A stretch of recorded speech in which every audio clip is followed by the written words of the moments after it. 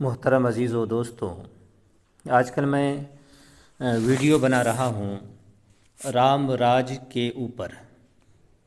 और जो वीडियो आ रही है, जिस पुस्तक से आ रही है, वो पुस्तक रामराज का संविधान है, रामराज का कानून है, जिसे हम रामराज के कानून के नाम से जानते हैं।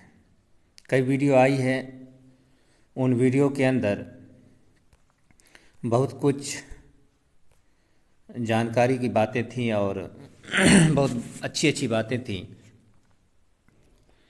जो आप देख सकते हैं। बाकी बातें मैं आपके सामने फिर अभी लेके आऊँगा और आप देखेंगे कि क्या कुछ लिखा है।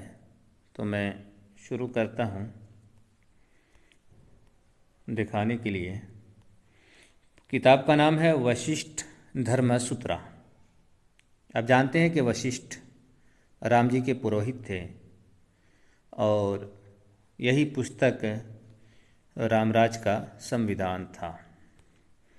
तो हम कई वीडियो मेरी आ चुकी है, पर आज जो है हम आपको रामराज के अंदर कारोबार करने का क्या तरीक़ा था उसके ऊपर हम बात करेंगे। तो चलिए हम देखते हैं। ये तो ब्राह्मणों के 6 कर्म है, पढ़ना पढ़ाना। और यहाँ से हम पढ़ते हैं। क्या ऊपर से वीडियो आ चुकी है?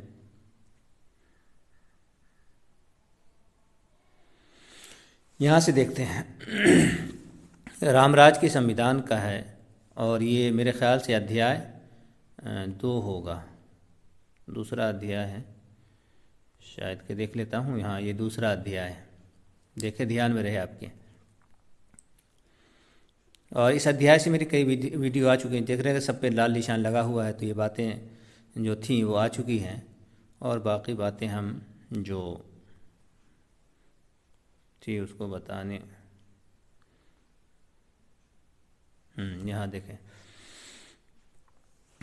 ऊपर भी ये बात आई है कि क्या बेचना है, क्या ख़रीदना है, किस तरह के कारोबार करना है, वो बातें आई हैं। लेकिन जो बातें मुझे बताने के लिए ज़रूरी लगी वो मैं आपको बता दे रहा हूँ। यह है कि इसमें ये भी वचन कहते हैं कि मांस, लाख, लवण इनके बेचने से ब्राह्मण शीघ्र पतित होता है और दूध के बेचने से 3 दिन में पतित होता है। ये जो ऊपर दूसरे अध्याय के अंदर ख़रीद बिक्री और कारोबार के मुतालिक बातें आई हैं, वो ब्राह्मणों के बारे में आई हैं कि ब्राह्मण क्या ख़रीद सकता है, क्या बेच सकता है, क्या कर सकता है, ना कर सकता है, खेती करेगा नहीं करेगा, खेती नहीं कर सकता, इस तरह की बातें आ चुकी हैं। तो यहाँ ये बात भी आई, जैसे दूध बेचने से 3 दिन में धर्म से बाहर हो जाएगा। पतित कहते हैं धर्म से बाहर होना। इसी तरह से मछली है और भी लाख लवन ये सब बेचने से भी ये अगर मांस बेच रहा है, लाख लवन बेच रहा है, तो इससे फ़ौरन ही वो धर्म से बाहर हो जाएगा। लेकिन दूध बेच रहा है तो 3 दिन लगेंगे धर्म से बाहर होने में। पतित कहते हैं निकल जाना, धर्म से बाहर हो जाना।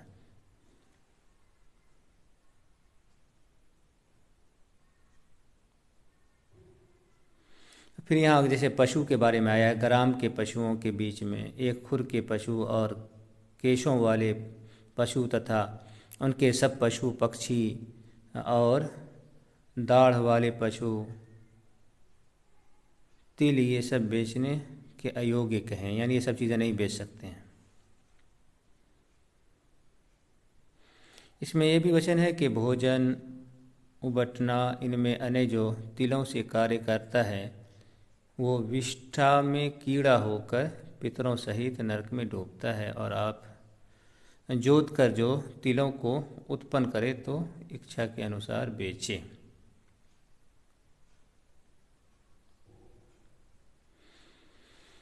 यहाँ ये खैर जो भी बात हो उस पर हमें ध्यान नहीं देना है। लेकिन यह है कि अगर यहाँ ये बात आई है लाइन में, बीच वाले लाइन पे आप देखें कि पितरों सहित नरक में डूबता है, यानी अगर कोई बेटा पोता परपोता जितना भी 10 नस्ल 20 नस्ल पीछे भी अगर कोई ये काम कर रहा है तो वो तो नरक में जाएगा। ऊपर के सारे लोगों को, जो 10 20 हज़ार जितने भी लोग हैं, वो सारे के सारे लोगों को ये नरक में लेके चला जाएगा। यानी कर्म करे कोई, भोगना सबको पड़ेगा। इस तरह की बातें हैं। एक जगह यहाँ इसमें आया था कि आदमी को आदमी के बदले भी बेच सकते हैं, वो पता नहीं कहाँ है, छोड़े रहने दें। आगे देखते हैं क्या है। कुछ बातें और आ जाए तो। वैसे आप पुस्तक को पढ़ें, धर्मशास्त्र है रामराज का, तो मज़ा आवेगा। यहाँ देखें क्या है कि ये वाला लाइन देखें आप, ब्राह्मणों को कृषि कर्म करना उचित नहीं, यानी ये खेती बाड़ी नहीं कर सकता है। बस ये है कि दूसरे का खेत में गन्ना हो गया है और खेत में दाना हो गया है, गंदुम हो गया है, अनाज हो गया है, तो बस ब्राह्मण उसको धर्म का खौफ दिखा करके ले सकता है मांग के। फिर यहाँ है कि कैसे बेचना है, रसों को रसों के बराबर बेचना है, क्या करना है। यहाँ नीचे लिखा है कि मनुष्यों को भी मनुष्य के बदले में लेने को कहा, यानी रामराज में आदमी के बदले भी आदमी को बेचा जाता था। बाज़ार में ले जा कर के बोली लगाएं कि भाई ये मेरा लड़का है, वो तुम्हारा है, अगर पसंद हो तो ये इसको। ये था रामराज में। इस तरह से आदमी आदमी के बदले में बिकता था, पैसे के बदले में भी बिकता होगा, क्योंकि आदमी अपने बेटे को भी बेच लेता था, अपनी पत्नी को भी बेच लेता था। आप इस तरह की कहानी वहाँ हिंदू धर्म शास्त्र में आपको अक्सर जगहों पे मिल जाएंगी। बल्कि इनके यहाँ जो एक बहुत मशहूर राजा थे जो बाद में चांडाल हो गए थे, उनका नाटक भी गांव-गांव में चलता है, तो वो भी अपने बेटे को और अपनी पत्नी को बेच डाले थे। यहाँ देखें कि जो कर्म से हीन और पापी हो उसको अपनी इच्छा अनुसार दुगना करने के लिए स्वर्ण और तिगुना करने के लिए अन्न देना उचित है, और उस अन्न से ही रस भी कहे गए हैं। कर्म से हीन मतलब नीची जाति के लोग हैं, पापी हैं, किसी वजह से धर्म से बाहर हो गए हैं। अगर वो अपनी ताकत से दुगना काम कर रहा है तो उसको पैसा भी दे सकते हैं, और तिगना काम कर रहा है तो उसको दाना भी दे सकते हैं, तो ताकि खाए तो और ज़्यादा वो सेवा करता रहे। यहाँ देखें ये रामराज के अंदर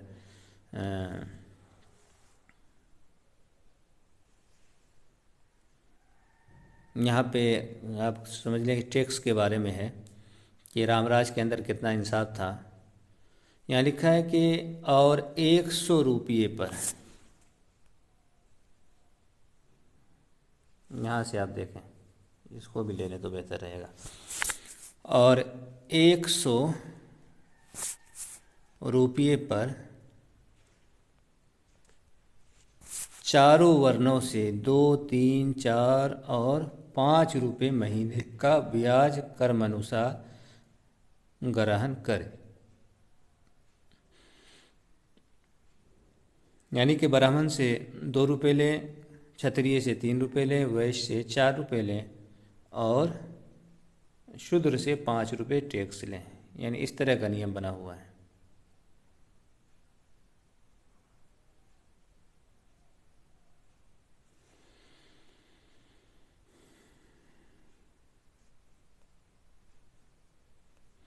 और ये तीसरे अध्याय के अंदर तो खैर मैंने यूँ ही निशान लगा दिया है, लेकिन इसमें कोई ख़ास बात नहीं है। चौथे अध्याय के अंदर बड़ी ख़ास बात होगी, देखते हैं इसमें कोई ख़ास बात है। ये ब्राह्मणों के बारे में है कि ब्राह्मणों को किस तरह की ज़िंदगी गुजारना चाहिए, उसके बारे में ये तीसरा अध्याय है। यह है कि अपनी रक्षा के समय में और वर्णों की संकर भ्रष्टा के समय में ब्राह्मण और वैश्य भी शास्त्रों को धारण कर ले तो शास्त्र धारण में दोष नहीं है, कारण कि क्षत्रियों को तो रक्षा करने का अधिकार है। अब यहाँ देखें ये तीसरा अध्याय है, उसमें ये बात आई है कि जैसे अपनी रक्षा यानी अपनी हिफाजत हो, कोई हमला कर रहा हो और हथियार उठा करके ही उसको रोक सकते हैं, मार करके उस सामने वाले को तो मार सकते हैं आप। इसी तरह से वर्ण की संकर, यानी ये जो वर्ण है, ये जो जाति है, अगर इस जाति पर भी आँच आ रही हो तो उस वक्त भी ब्राह्मण हो या वैश्य हो वो हथियार उठा सकता है। लेकिन यहाँ शूद्र को हथियार उठाने की अनुमति इजाज़त नहीं दी गई है।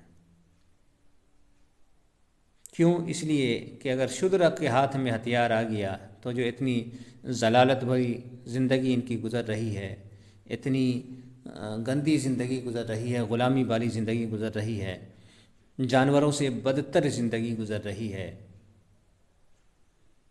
तो फिर इन लोगों के अंदर होश आएगी तो फिर ब्राह्मणों को भी ठिकाने लगा सकता है। इसलिए ये बात आई है कि अपनी रक्षा में, और धर्म की रक्षा नहीं बोला है, यहाँ भी देखने वाली बात है, वर्ण की। शंकर भ्रष्टा, यानी जब वर्ण ख़त्म होने वाला हो, वर्ण पर, जाति पर हमला हो, तो उस वक्त हथियार उठाना है। इससे भी ये पता चलता है कि धर्म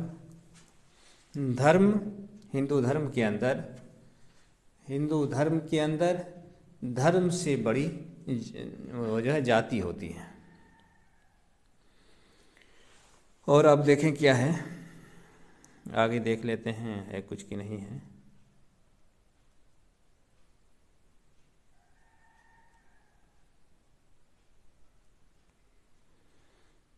वो नियम है, ब्राह्मणों के नियम बताएंगे।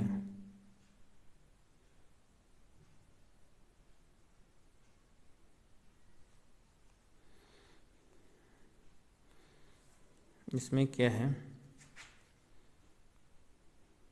चलिए रहने देते हैं, तीसरा अध्याय ठीक है।